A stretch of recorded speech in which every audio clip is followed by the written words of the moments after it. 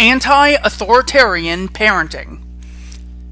Parenting is so often based on authoritarianism that many cannot even imagine what non-authoritarian parenting would look like. It is important to distinguish what effect losing the authority superstition would have on parenting.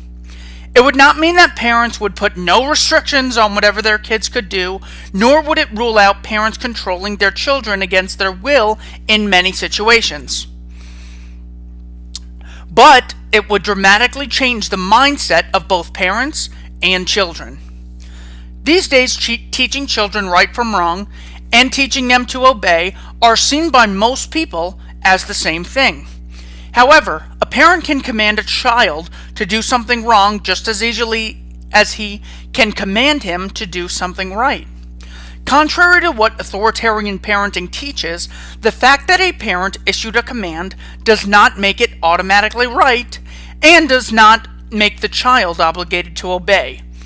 If, for example, a parent commands his child to shoplift, the child has no moral obligation to do so, and disobedience would be perfectly justified, though probably hazardous. Of course, the child might not understand that stealing is wrong if his parents told him to steal. On the other hand, a parent may impose a necessary, justified restriction on his child, which the child does not like and does not believe is justified. In either case, the child is only obligated to do whatever he deems right. The alternative would be that he has the moral obligation to do what he deems is wrong, which is impossible. And this is where the difference lies. The authoritarian parent teaches the child that obedience in and of itself is a moral imperative regardless of the command. Example, because I'm your father and I said so. The non-authoritarian parent may also impose restrictions upon the child, but he does not demand that the child like it, nor does he pretend that such restrictions are just simply because the parent imposed them. In other words, the non-authoritarian parent may see the need because the child does not yet have the knowledge or understanding to be competent enough to make all of his own choices to force certain restrictions upon a child regarding bedtime, diet, etc. But he does not claim that the child has any moral obligation to obey without question. The sooner the child can be taught the reason for the rule, the sooner he can understand why doing what the parent says will benefit him. Of course, that is not always possible, especially when children are very young. The parent who stops the child from eating a box of candy is benefiting the child who does not yet have enough understanding or self-control to serve his own interests. But to teach the child that he should feel a moral obligation to abide by rules, which seem to him to be unfair, unnecessary, pointless, stupid, or even harmful, just because authority told him to, is to teach that child the most dangerous lesson there can be, that he is morally obligated to put up with unfair, unnecessary, pointless, stupid, hurtful things if they are done by authority. To avoid passing on the authority superstition, parents should never cite, "because I said so," as the reason a child should do something.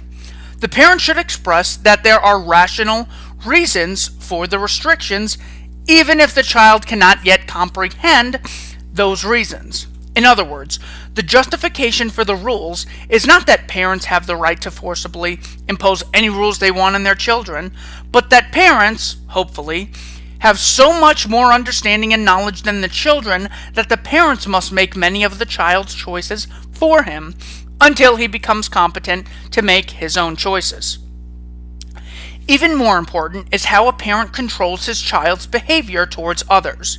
It is extremely important to teach a child that it is inherently wrong to intentionally harm another person except when necessary to defend an innocent.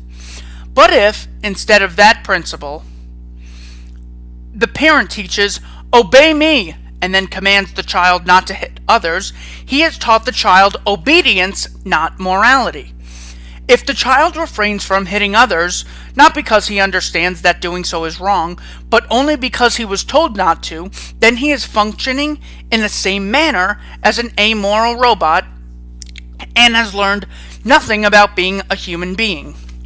The short-term practical result may look the same, i.e. the child refrains from hitting others, but the lessons learned are very different. When the child who has merely taught to obey grown-ups and some other authority, when the child who was merely taught to obey grows up and some other authority tells him that he should harm others, he almost certainly will, because he was trained to do what he is told. On the other hand, the child who was taught to respect the rights of others and was taught the principles of self-ownership and non-aggression will not lightly abandon those principles just because someone claiming to be authority told him to. Children learn by example. If a child sees his parents always acting as unquestioning subjects of a ruling class, the child will learn to be a slave.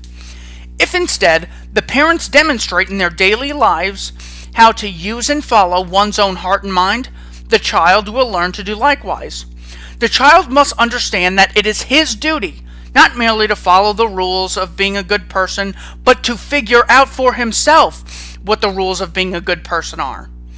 The standards which a self-owner lives by may still be described as rules, but the worth of such rules does not come from the fact that an authority issued them, but because the individual believes that such rules describe inherently moral behavior.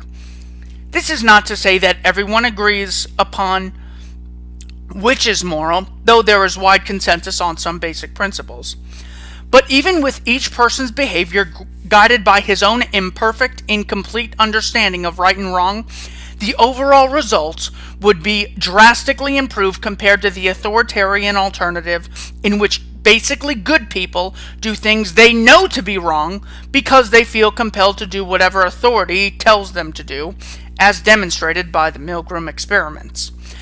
Again, though many people falsely assume that a society without a centralized rulemaking authority would mean every man for himself, group cooperation and agreements do not require authority, and those children who spend their formative years learning to interact with different people of all ages on a mutually voluntary basis instead of learning to blindly do as they are told are far better equipped to form relationships and enter into joint efforts based upon agreement, compromise, and cooperation.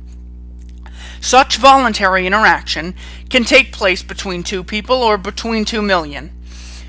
Even the limited freedom experienced by Americans has demonstrated that even extremely complex industries can be based entirely upon the willing participation and voluntary cooperation of everyone involved.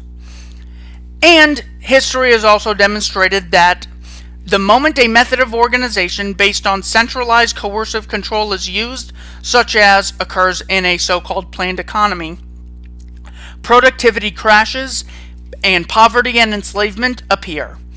Yet most children are still raised in authoritarian environments with the claim that will best